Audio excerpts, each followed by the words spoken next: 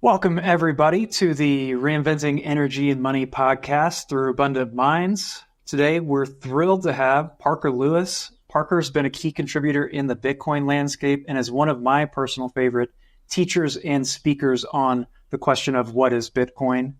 And Parker himself graduated from Duke with a degree in economics, where he went on to start as an analyst at Deutsche Bank in 2006.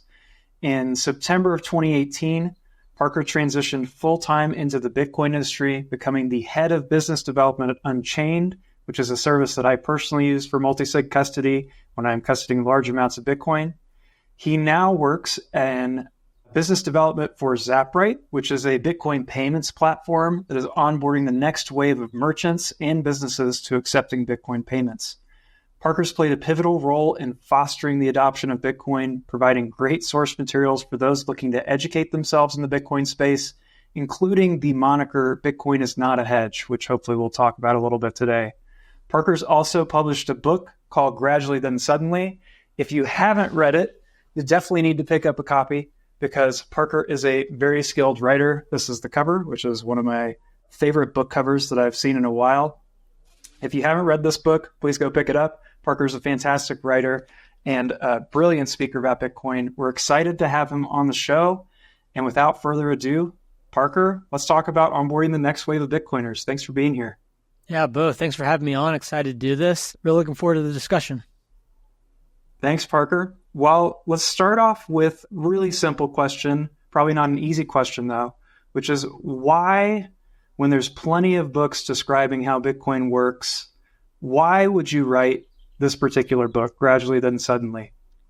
It's a great question. I think first and foremost, it's another reason why this podcast is great. The question is also, why put content out in the world? And I think that, in my case in writing the book, it was because I had to reason through Bitcoin a particular way where I had luckily gotten to meet a number of really intelligent individuals who helped put me in the right direction early on. But even after Bitcoin started to make sense to me, even after it clicked, there were challenging questions that in a very logically ordered way I needed to work through to continue to get back to the conclusion that Bitcoin was money and that it was going to emerge as the global reserve currency consistently, to arrive back at that conclusion consistently. And then when I started putting those thoughts and frameworks, those logical frameworks onto paper, I started out in blog form, just writing on the internet. And then when that body became large enough and enough people started telling me, hey, you should really turn this body of work into a book, that's when I started to really consider it meaningfully. And I think that there's benefit to more voices and more content because people interact with different mediums differently. And one person might react to one approach to explaining Bitcoin differently than another. And so I thought that while I had to get to Bitcoin a certain way, there's probably a lot of people out there whose minds work similar to my own, and that I could help accelerate a number of people's journeys if I would endeavor to put my writings first on the internet and then into a book. And that's really the goal, to help accelerate other people's journeys, because if I had certain questions, then other people would have the same questions. I also had a background in the legacy financial system that I thought would allow my voice and view to help people in ways that might not be unique, but would be differentiated. So I encourage everyone who has gone down the Bitcoin rabbit hole and feels like they have an interest in educating to do it. And whether that's writing a blog, writing a book, hosting a podcast, the more voices out there, people relate to different voices based on different people's backgrounds. And so I highly encourage it. It's been rewarding for me, but probably the most rewarding thing has been people telling me that they've found value in it. And that's what I hope to carry forward with the book. I love that. And I think it's totally a work that is worth doing, to be able to spread coherent and ordered information to people that comes from a really good background. I mean, just your experience in the traditional financial world, I think lends a lot of credibility. And I'm curious what you think. Do you think that your background in traditional finance was a help or a hindrance when you first started trying to understand this asset? Paradoxically, I think it was both. I think that it was a hindrance initially. I like to think that being classically trained in liberal, at a liberal arts school in economics, getting an economics degree from Duke, it was a good education, no doubt, but from an economics perspective, provided a Keynesian view of the world. And so I like to think that I was perfectly predisposed to want to reject the ideas behind Bitcoin and their Austrian economic ideals. So on the front end, it was probably a hindrance, but as I reasoned through, relying on my own work experience, real life experience combined with the education I received and started to just understand the common sense behind Bitcoin, that because I had this prior education that would have more classically argued against the idea of having a form of money with a fixed supply, that the management of a form of money by a central bank or by central governance is a net benefit to economic operations or society in general. That gave me a lot more confidence, or a lot more anchoring that, hey, I had these two views. One I was learning, post traditional schooling, and one I learned in school. And I felt like I was then in a position to more honestly critique or kind of evaluate the two. And the fact that I kept coming back to the conclusion that Bitcoin made a lot more sense and that it actually fixed a lot that was broken, that prior education gave me a lot more to stand on, because these views I think that I now have were so contradictory to those, that I was a fair judge, being essentially trained in both, one in the real world and one in college.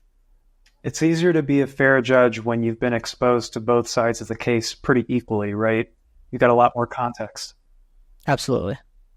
For you and for our listeners as well, I think it would be beneficial. Maybe you could walk us through a little bit what the difference, or describe Austrian economics, because most people, even though they grew up in a Keynesian system, have no idea what either one of those are. So if you could maybe highlight a couple points about Austrian economics versus Keynesian, if you don't mind. Yeah. First, a little bit of background. John Maynard Keynes was an economist. I believe he was British, but he was highly influential in American political circles as well as British in the early to mid 1900s. So kind of around really realistically around World War II, kind of 1930s, 1945, kind of that time frame. And that he espoused a view of economics that, among other things, but I think, kind of in a summary form for this conversation, espoused the idea that government spending, government intervention, centralized intervention in the economic system was a net benefit to smoothing out economic cycles. That, if a business cycle was slowing, then it was a net benefit for the government to step in, borrow funds, and provide a boost to economic activity when the private sector might be contracting. Essentially saying that central coordination of the economic system, largely by government but aided by global central banks, was a positive economic force. Ultimately arguing that you can effectively coordinate economic activity in a centralized way. Austrian economics, the kind of some of the early people to point to in the Austrian economic circle, I think Ludwig von Mises is probably what many would point to as the father of Austrian economics. Friedrich von Hayek as another one, someone whose writing was influential to myself. Both were, but particularly Hayek. And it would argue more about describing, rather than prescribing a centralized management of the economic system, an Austrian view would more explain the bottom-up economic incentive to describe why things work the way they do, and describe more from a very logical way why that's the case. Generally arguing more for less intervention, more free market principles, and that essentially macro and centralized governance of economic system actually work in opposition to a free and prosperous economy, because it ultimately cannot fulfill the function that individual actors within the economic system that have the actual expertise, that actually know how to produce things and what they actually value, to be replaced by some centralized function like a federal government or a central bank. So one more, less intervention from central authorities being the Austrian view, and one being more heavily dependent on or proffering the views that the economic system is benefited by centralized intervention and centralized management via large central governments and central banks. That's a great explanation, and I think that'll benefit our listeners quite a bit because most people don't even have a context for the system that they're comparing Bitcoin to. And so having an understanding of what kind of school of thought would warrant the creation of something like this and what is the significance. I'm really curious, especially for you personally, if there are any early life experiences or personality traits or even just developed character traits that you think led you to be more interested in the Austrian school, and specifically that led you to be very interested and I would say devote, a significant portion of your life to Bitcoin. Probably the great financial crisis, most formative. I was just out of college at the time of the great financial crisis, graduated from Duke in 2006, went to New York to work in investment banking at Deutsche Bank in 2006 and was there from 2006 to 2009. And the way that I would relate that is that it was very clear that something was broken. What exactly? Unclear, not impossible to know, but just a few years out of school, very, very clear, very evident that the chaos, that was something more than just financial markets going down in value, that something greater was broken. And it really wasn't until it's probably, 8-9 years after that I started then going back down the rabbit hole of the great financial crisis.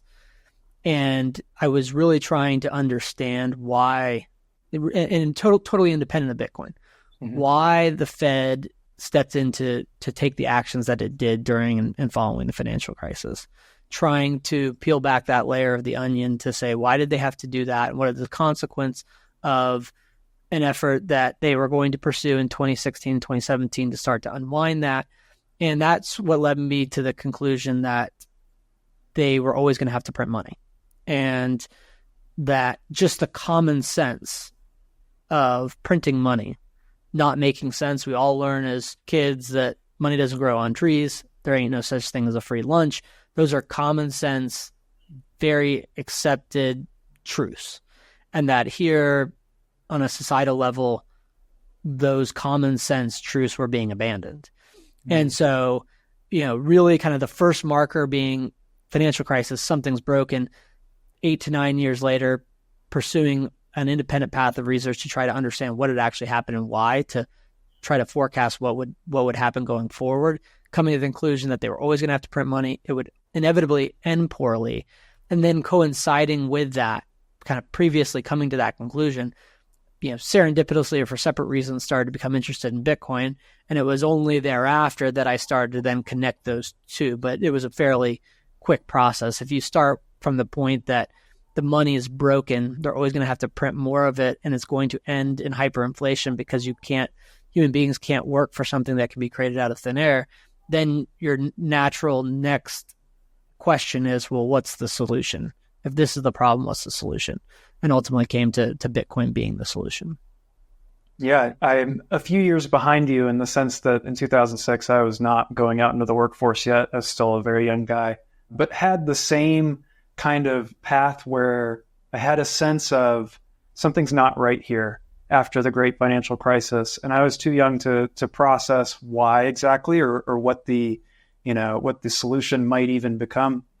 But in my story, I was very interested in gold at that time because I thought, okay, this has been used as money for a while now, or it used to be used as money before it was, inviolably corrupted in some sense from being used in the future as money.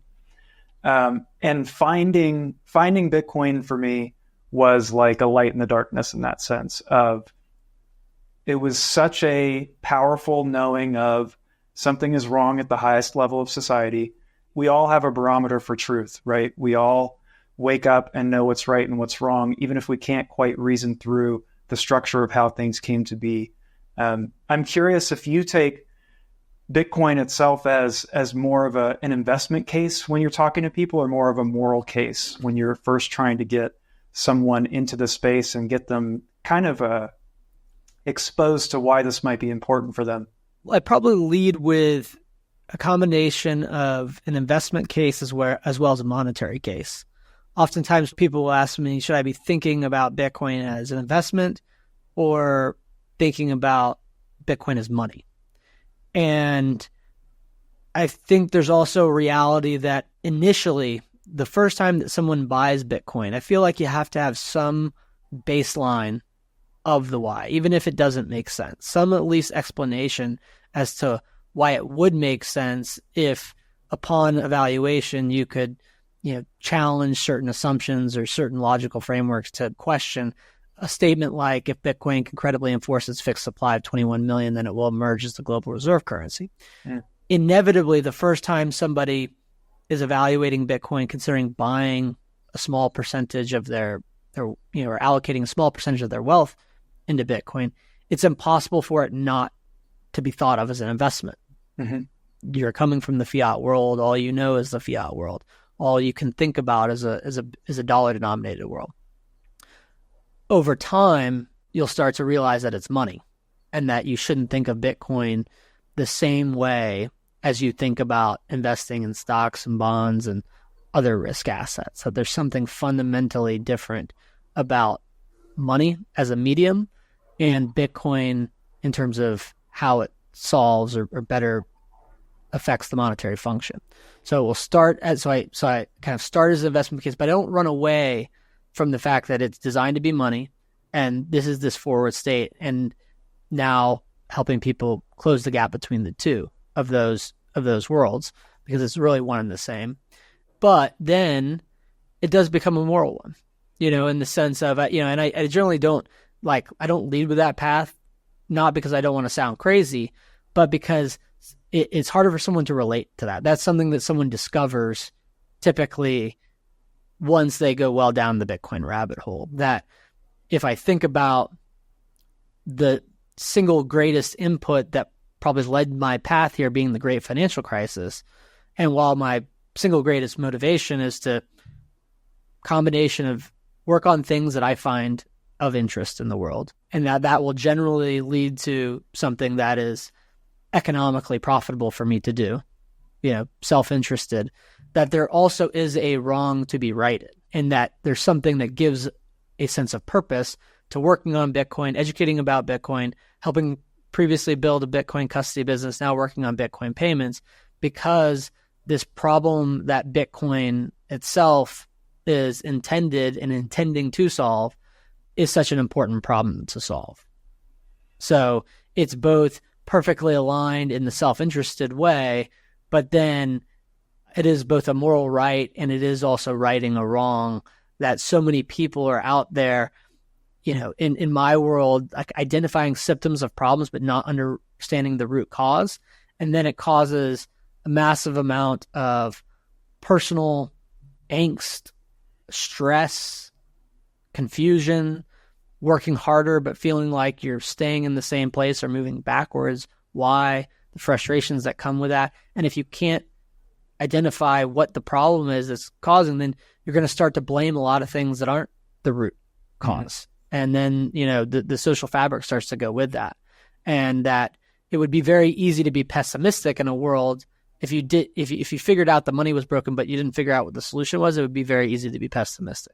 That's kind of what you were alluding to earlier about it. It does, because it's that light at the end of the tunnel. Once Bitcoin starts to click, then that if you're looking at this world and you're seeing the symptoms of the problem, and you don't understand that the money is the problem, then you might figure out the money is the problem. But if you can't see the right solution, then you're still looking out there, searching and seeking and grasping. Mm-hmm. But once Bitcoin starts to click and you realize that it's the solution to this broken money system, then it's the light of the tunnel. That pessimism turns to optimism, and you can actually work and help create that future that you want to see. I think Bitcoin presents itself. In the early 1900s, one of the Nobel Prizes was won for talking about enlightened self-interest, where you serving the collective is actually the best thing for you as an individual. And I think the principles of Bitcoin kind of really elucidate that in the world. And it gives you a vehicle to work on something that is for the betterment of everybody, that also has the highest benefit for you in some sense. And, one thing that you touched on, we've been talking about Bitcoin as money. And I know even members of my team coming on to work in the Bitcoin space, when you describe something as money, they equate that with currency. And I think part of it is because most of us have grown up in a world where there is no actual good money. There is only currency flying around. So maybe you could highlight for the listener what the difference between money and currency might be.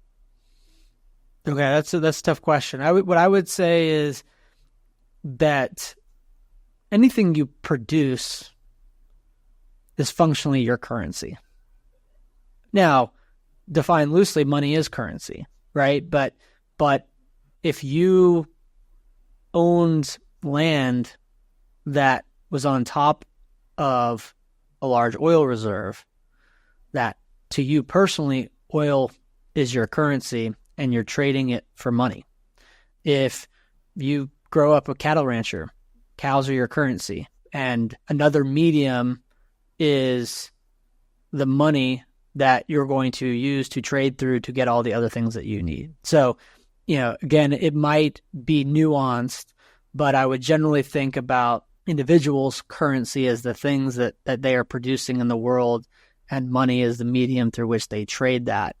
But also, it's perfectly easy to say, hey, the US dollar is currency, but if I was distinguishing between the two, that's how I would do it.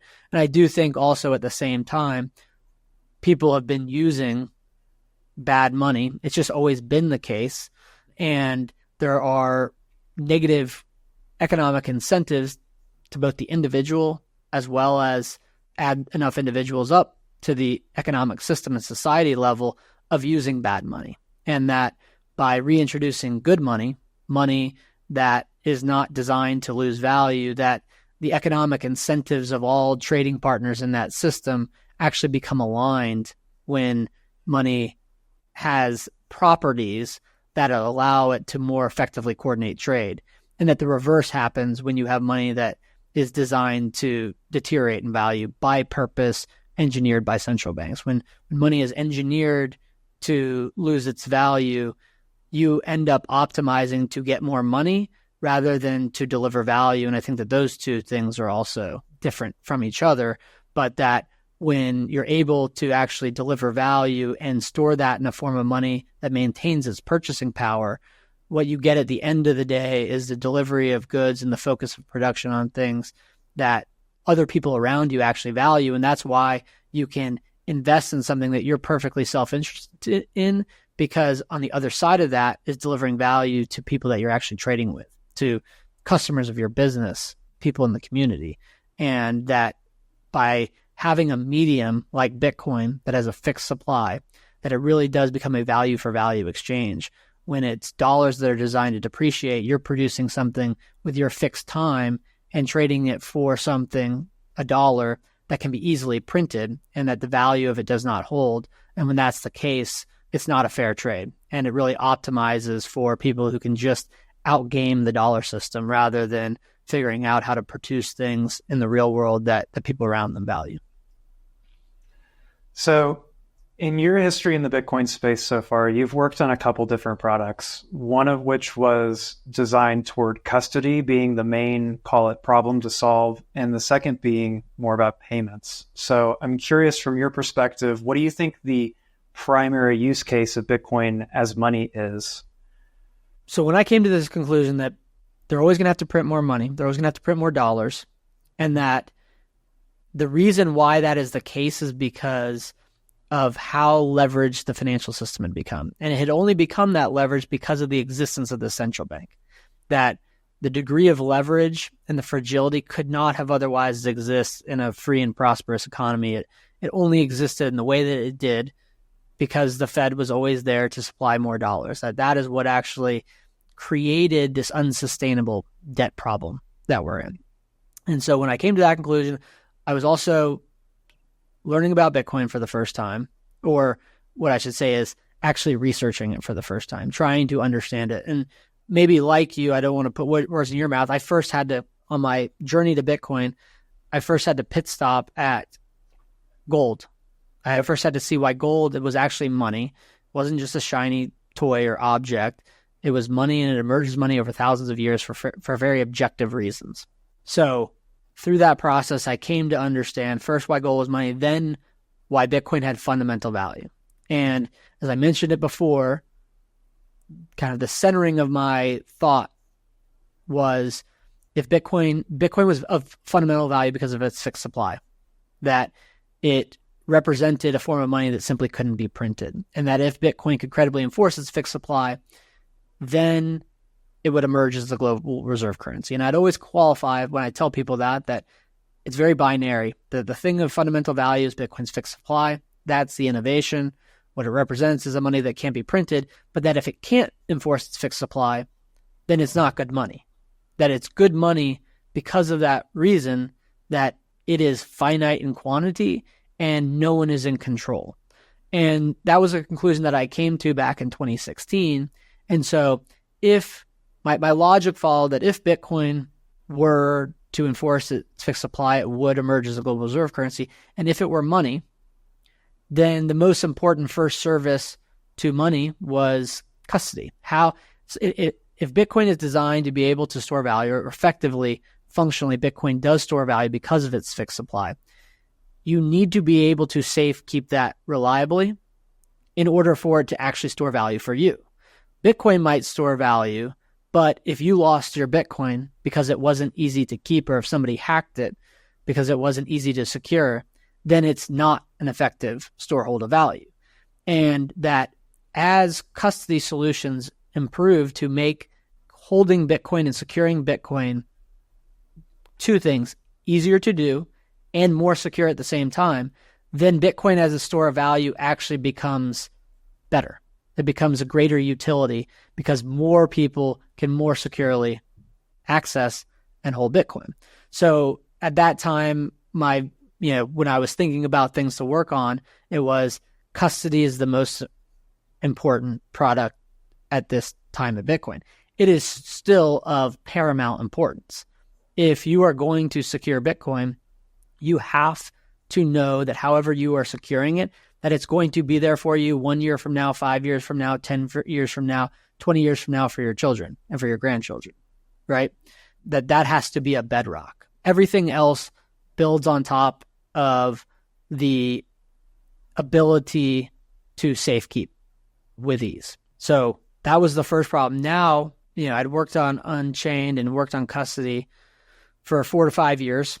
And during that period of time, I'd worked on my book, like basically first writing it online, then started the early process of writing gradually, then suddenly turning that work into a book, and decided I wanted to step back from Unchained to work on the book specifically. And during that time, I started to think about, well, how am I going to be paid for the book? I'd like to be able to sell it for Bitcoin. And then also during that time, there were a wave of bank failures in the US.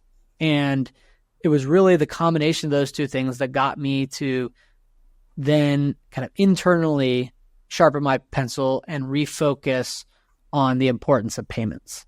And really, when I think about payments in relation to custody, the money is solving a problem of trade and exchange.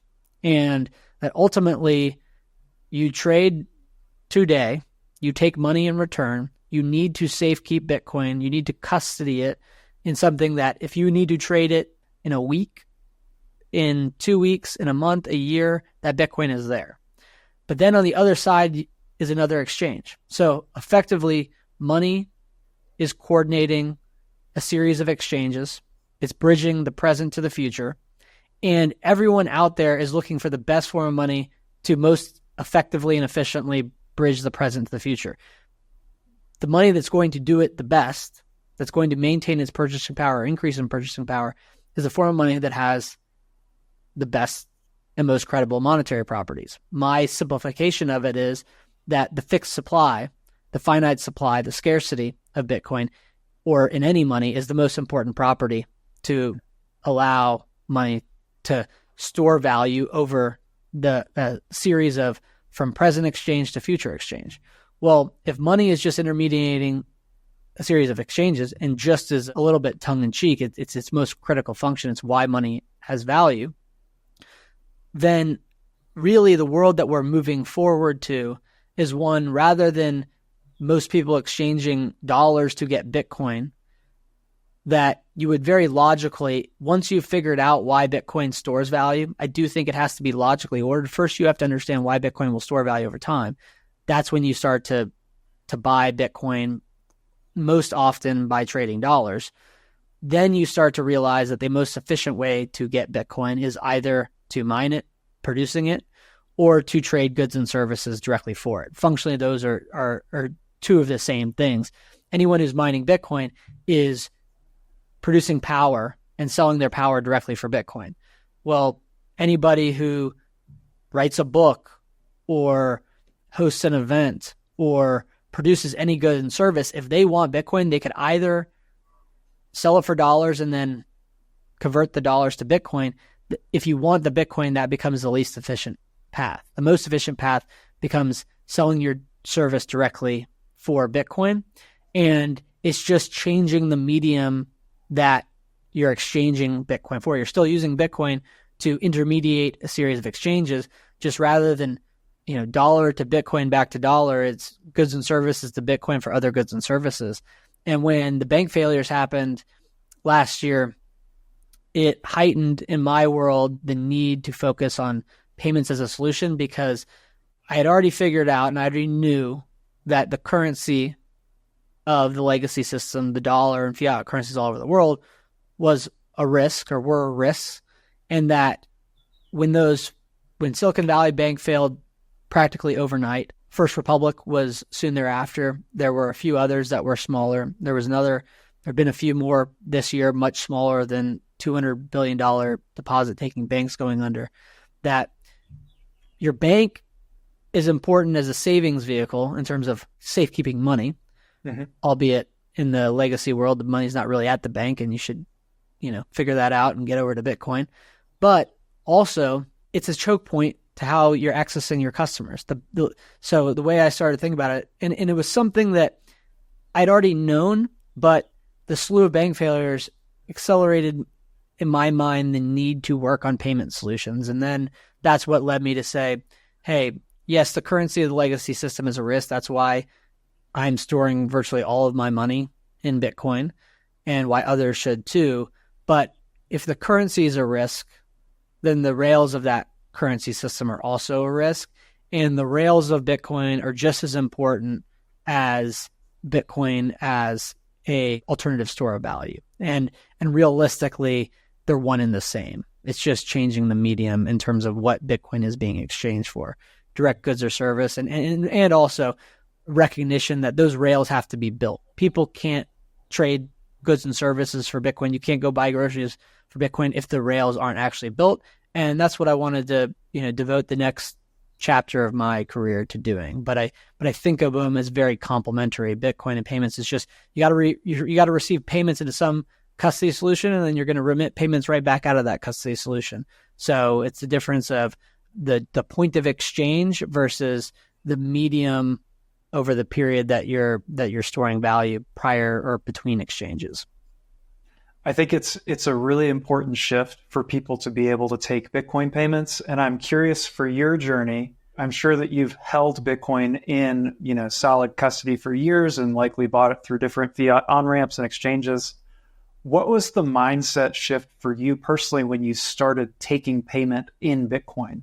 Actually, there's probably one finite example where there was an event here in Austin, and Cole from K&C Cattle, Cole Bolton, who runs he's a rancher here, actually local within the city limits here in Austin. And he also has a processing plant in Luling, Texas. But I had met Cole earlier that day. He was already on his Bitcoin journey, but I sat down and walked him through a Bitcoin in one lesson presentation and helped accelerate that process. But later that night, he went out to an event at a local barbecue place and was talking about the importance of the why and what he does in terms of how he ranches, and the why he was building at the time a processing plant that was not yet launched. It has since launched.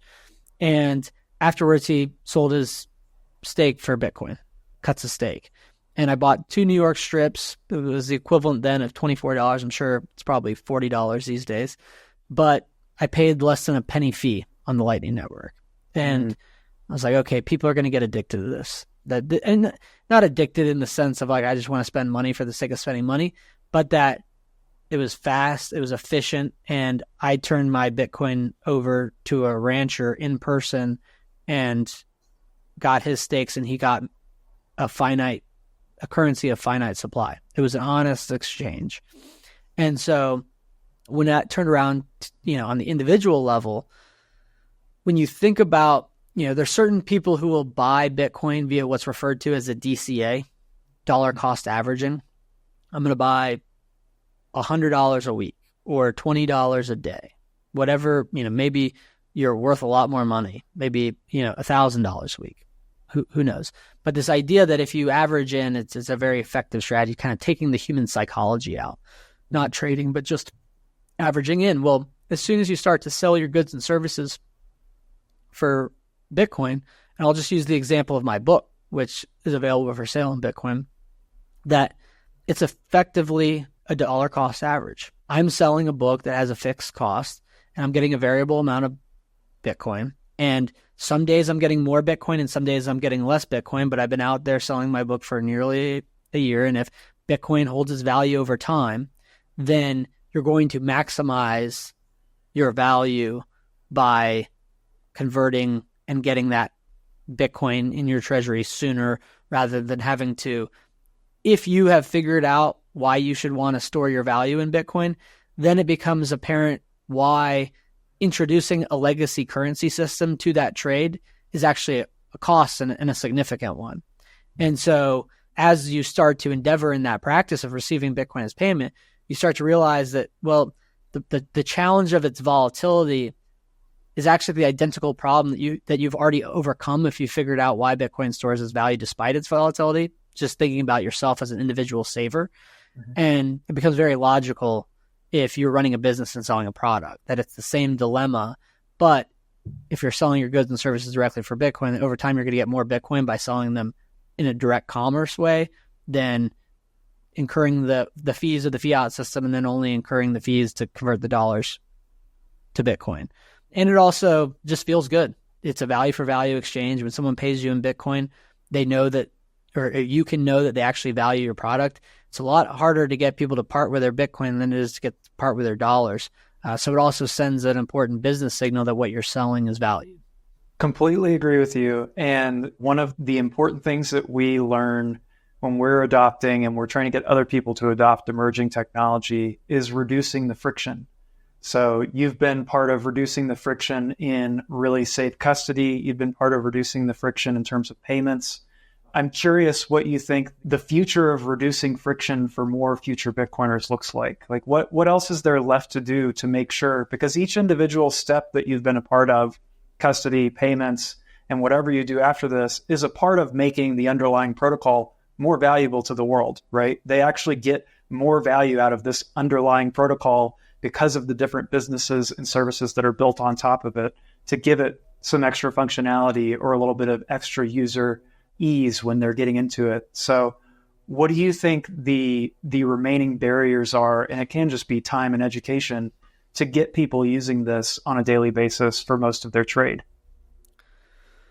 Well, I would think, when I think about it as there's kind of three core areas to Bitcoin. There's custody, there's payments, and there's mining. Now, within each one of those verticals, there's an almost endless set of things that need to be worked on. Software, hardware, different applications. And also recognizing that while certain tools are improved, that over time, those same tools become better and better. And that as the existing tools become better and better, it actually helps break down barriers to make them more accessible to more people. So if I think about V1 of Unchained's Vault versus where it exists nearly 5 to 6 years later, way better today, way more accessible to more people because of that. As that becomes true, more people can actually access it today than they could 5 years ago in terms of the knowledge that's necessary to do that. So thinking about that, just expanding over and over again, and that also recognizing just in the world of custody, there's more that can be done to reach more people. Part of it's making existing tools better, like the same exact tools. Others are, example of Block and Square working on BitKey. That is a different solution than Unchained, but will help a different class of customer and a different class of individual be able to achieve a way to self-custody. And so recognizing that there is no one-size-fits-all solution, but that as a function of time, the existing tools get better and new tools get created to reinforce the same column. So if it's custody, it's custody. If it's payments is something that I would say stair-stepping. And when we think about what we're working on at Zapright, it's oftentimes on-chain payments are looked over and people immediately just go to the Lightning Network, but that both are important and that we think about it as individual types of payments. So the way that an e-commerce transaction is facilitated is different than a point of sale, which is different than real estate, which is different than power, which is different than oil, which is different than how cattle are traded, right? And so you actually need payment solutions that map to each different type of payment. So what we're focused on today at Zapright is business invoices and e-commerce and payment links. People that are paying for things, typically sending an invoice via an email or going to a website. We're starting to think about whether or not now might be the right time to also focus on trying to partner with a point of sale terminal, but we're not yet there. And so I think on the payment side is certainly far more in its infancy, despite there have been people who've been working on payments for 5 years. So in no ways is new, but also when we started working on Unchained, it also, people had been securing Bitcoin for 7 years. It was just, can we figure out a way to do that in a better way? And then if we do that in a better way, will that actually result in more demand for the ultimate product? And so I think that, particularly on the payment side, it's just scratching the surface. There's so many different types of payments that need solutions. Things like, as an example, subscriptions. One of the things that Bitcoin does not handle extremely well is the ability to automate payments in a way where someone signs up for a subscription and every month that amount of Bitcoin or the equivalent dollar value of Bitcoin comes out of an account. So there's a lot of tools that need to be that need to continue to be refined and improved and built. And that on the payment side, we think about it in terms of the actual columns or kind of funnels of different actual types of commerce. And so, I think the more and more focused, the more and more, as tools get built, it attracts more capital because people start to get benefit from the tools. Bitcoin becomes a greater utility, and that also can unlock a wave of adoption. So it very much is this positive feedback loop where, as Bitcoin becomes a greater utility, it actually becomes more valuable as a form of money. So, that process of trial and error will only continue. And also, the fourth thing I didn't mention is education. So more and more education, more content, getting people to learn about these tools or the importance of them, then enables them to actually adopt Bitcoin. So I feel like, probably 10 years from now, where Bitcoin is at from, an ability to facilitate direct commerce will be night and day. The tools will be so much better. Like, we like to think we deliver a great experience today. We deliver a great experience today for the experience that we can deliver today. But that is also not static. That I think when we look back on even the services that we're offering today, how we do that 10 years from now, it will look like we were in the caveman age. So things move very fastly, and we're just excited to be part of it.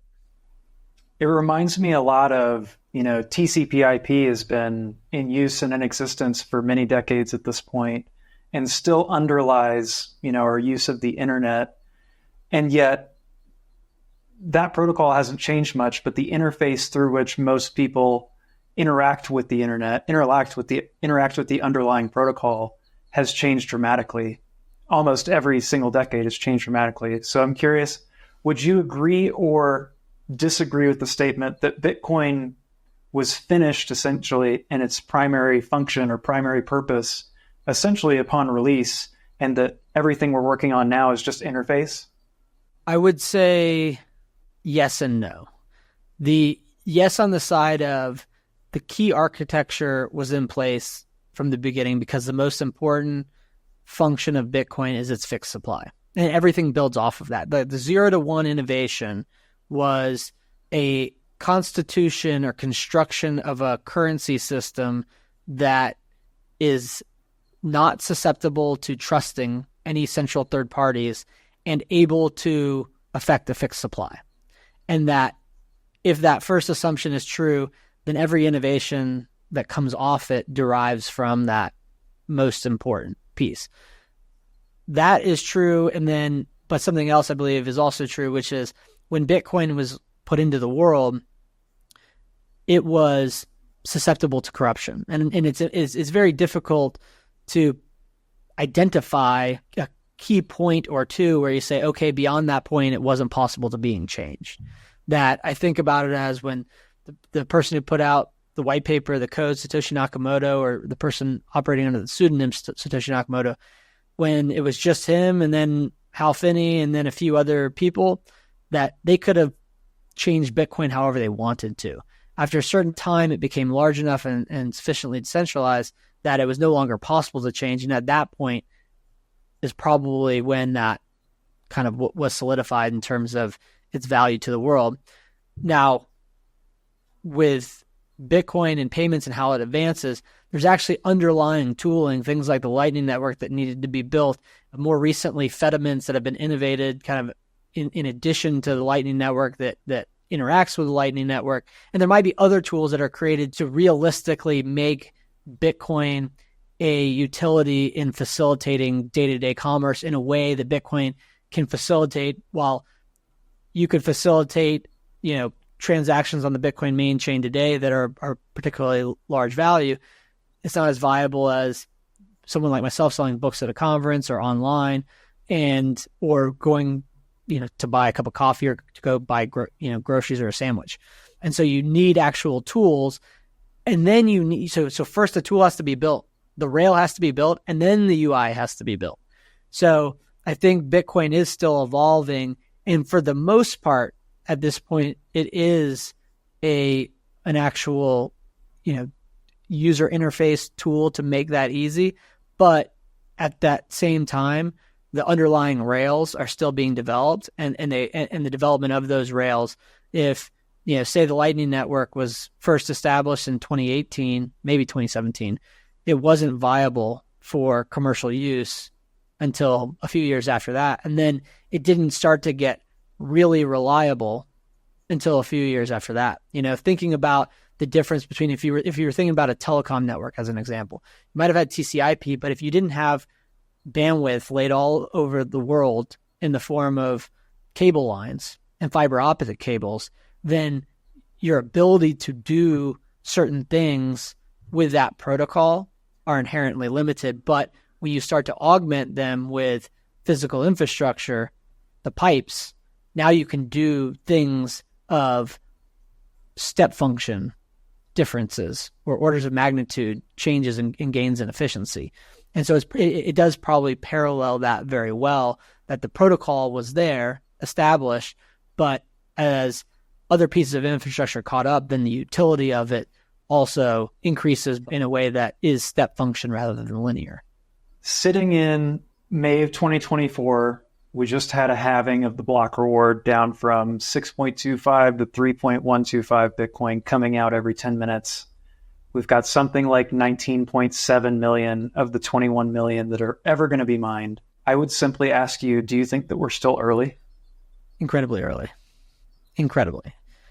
I think that one way to think about that is to look out in the world and ask yourself how many people in the grand scheme actually understand what's going on here, that the world is shifting over to Bitcoin as a form of money.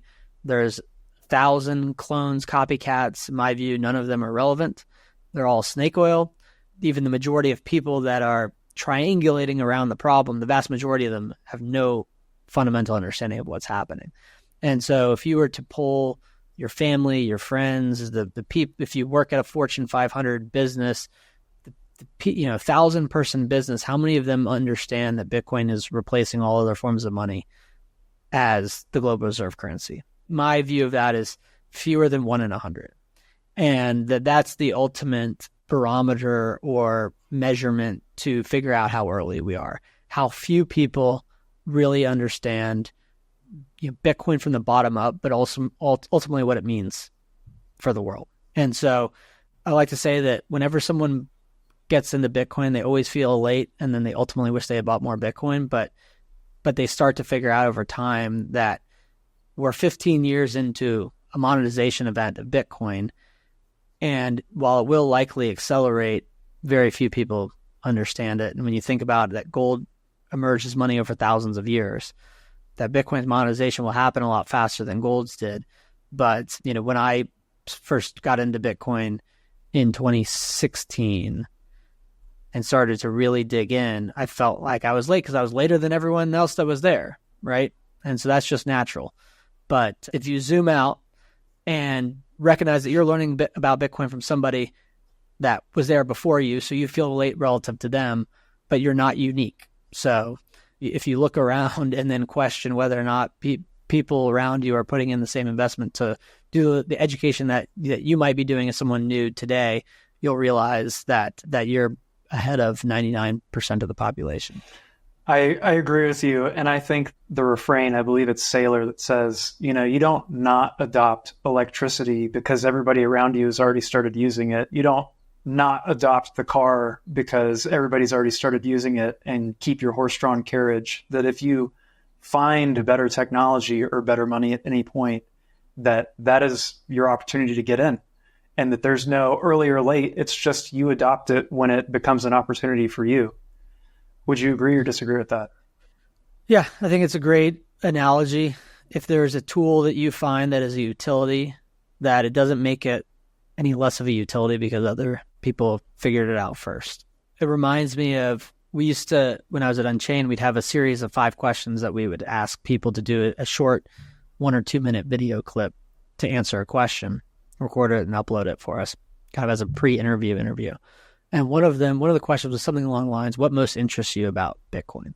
And probably the best answer I ever got was someone said, even for the last person on the earth that figures out Bitcoin will store value for them just as well as it does anybody else. And that's pretty cool.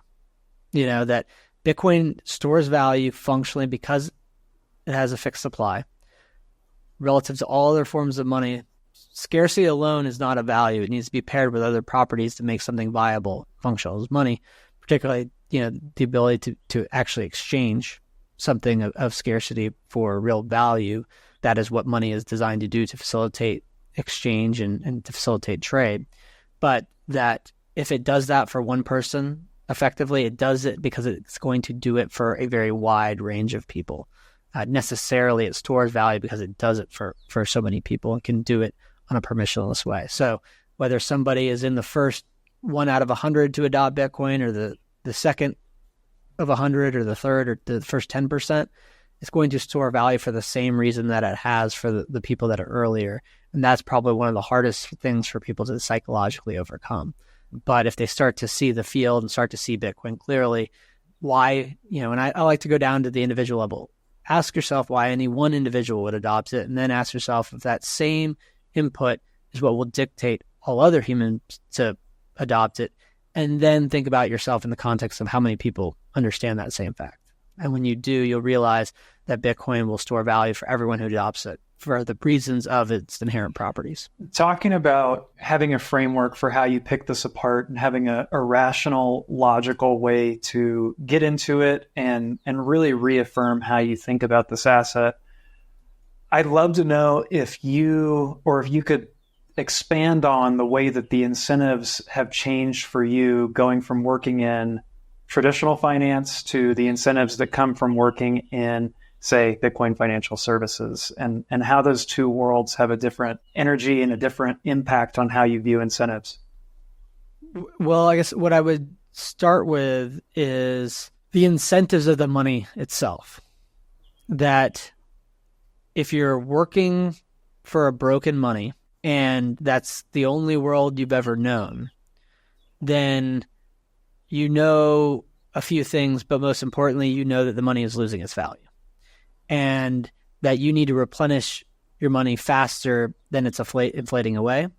And that dictates within that world confined to the fiat system of producing things that align with a broken economic incentive. And that another consequence of it is you're realizing consciously or subconsciously that you're on a hamster wheel and you're running fast. You might perceive yourself to be advancing, but not in a way that corresponds to the effort that you're putting in.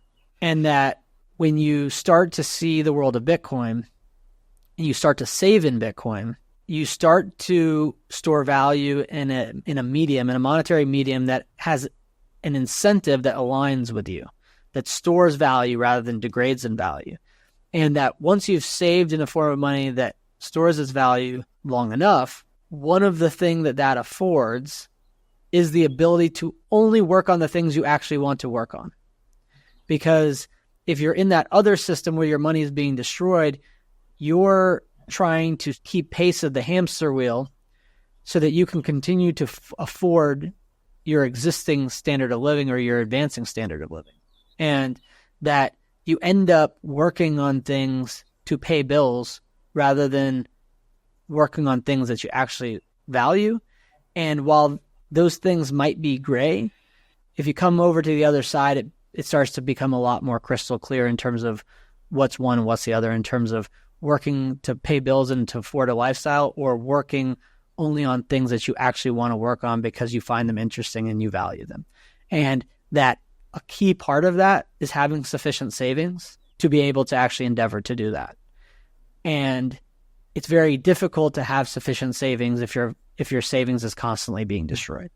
So if you think about, even though inflation is a lot higher than 2 to 3%, if it were 2 to 3%, if it was 2%, which the Fed had been targeting for the last several decades, that would represent your money getting destroyed 20 to 40% over a decade or two, which means you have to replicate that savings just to stay in the same place.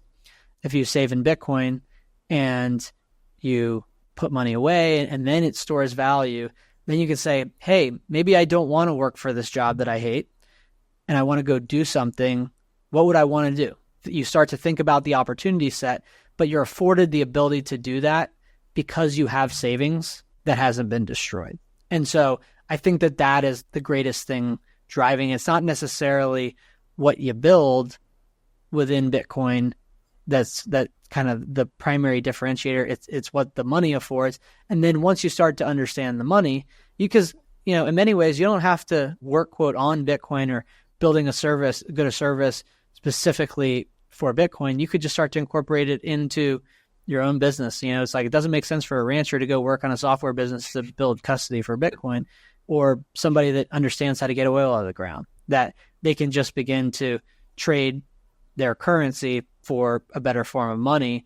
But Bitcoin does start to become the arbiter of what is valuable and what is not, because is somebody willing to trade a finite, scarce form of money for a good or service is a higher bar than are they willing to trade a form of money that's getting rapidly inflated and printed because it's easier to get dollars than it is to get Bitcoin.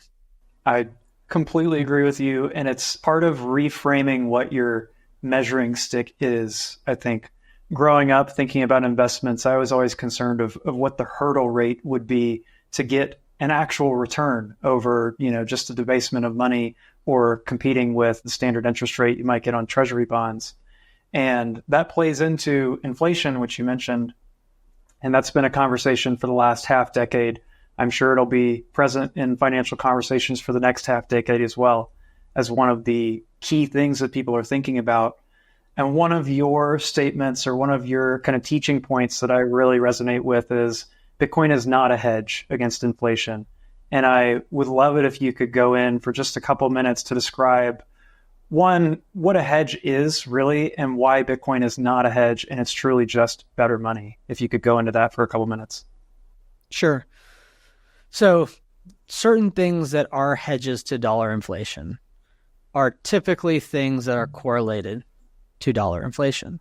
So if they print a lot more money and there's a fixed amount of real estate assets, and yes, they can build more real estate assets, but you print more money and there's a relatively static amount of real estate. Say they doubled the money supply, but the available supply of real estate on a square footage basis only goes up by a few percentage a year. You have more dollars competing for the same real estate. So if they're printing money, real estate has historically acted as a great hedge to inflation. Historically, gold has also acted as a hedge to inflation for different reasons, but a relatively fixed supply, not finite, but a scarcer increase or an increase in the rate of gold that is far lower than an increase in rate in dollars translates to an ounce of gold being worth more dollars. Now, at the same time, that's a point to make that things that are correlated to the dollar are generally good hedges to inflation. What you're trying to do via a hedge to inflation is offset monetary debasement. The way to do that is to find things that are correlated, that as more dollars exist, what assets demand effectively more dollars. There's a very big difference between something that hedges inflation and something that can be the permanent solution to inflation. Bitcoin is the latter. One of the ways that I relate this is, kind of a simple analogy of saying that if your roof is damaged because of hail, the only thing that's going to fix a broken roof is a new roof. If your car breaks down and you need a car to get to work, the only thing that's going to replace the car is a new car. If your money is broken, the only thing that can fix it is a better form of money. You can try to hedge the consequences of a bad form of money by buying great real estate and having that as a hedge. You could possibly buy gold and use that as a hedge. There's a reason why gold is distinguished from Bitcoin, which I'll explain. More recently, people are buying the S&P 500 because each of those companies that's part of the S&P 500 is taking in more dollars as they print more dollars, so it's correlated to the dollar. None of those things can actually solve the same problem as Bitcoin. So distinguishing between, there is a functional and very important fundamental difference between something hedging dollar inflation and something that's actually permanently solving the problem of the ability to print money. And that is what Bitcoin solves. Bitcoin is solving the problem of printing money. It's solving the problem of the dollar. It is intended, and in my view, will replace the dollar entirely. And for that reason, it's the one thing that's actually credibly competing with the dollar. The way that I distinguish gold from Bitcoin as it relates to the dollar, but also more important functionally as money, is that the dollar is only here because gold failed as a form of money. And I say that coming from a position of, I first figured out why gold was money, but then I figured out why it failed and that the dollar wouldn't exist, and it couldn't exist in its current construction if not for gold previously existing as money, but also because of its failure as money, its inability to affect commerce directly, its susceptibility to needing to be centrally stored and then ultimately susceptible to trust in whoever was protecting it. And then ultimately it was severed from the dollar entirely. But that Bitcoin and realistically anything, we were only going to fix the dollar, not by going backwards, but by going forward, by figuring out what actually allowed for the money to become so broken and then optimizing in a solution for the things that actually were problematic. And that's where I look at Bitcoin and say that it's not a hedge because it's actually intended to be the permanent solution to the dollar, but it exists in a medium where it can functionally do that. That it has the transactability of something like a digital dollar without the weaknesses of the digital dollar. It has the scarcity of physical gold, albeit an improved upon scarcity property in that it's finitely scarce. But when you add them together and that you can actually take something that is finitely scarce and transact that finite scarcity over a communication channel, it becomes this 1000x improvement on anything that's existed before. And if you think about a spectrum, and this is why Bitcoin cannot be a hedge. Not only is it not a hedge, but it can't be a hedge because of the knowledge distribution, which is if you start at a point of zero and have no knowledge of Bitcoin and cannot explain to yourself at all why the world might adopt it as a form of money, but somebody says, well, just buy it because it hedges inflation.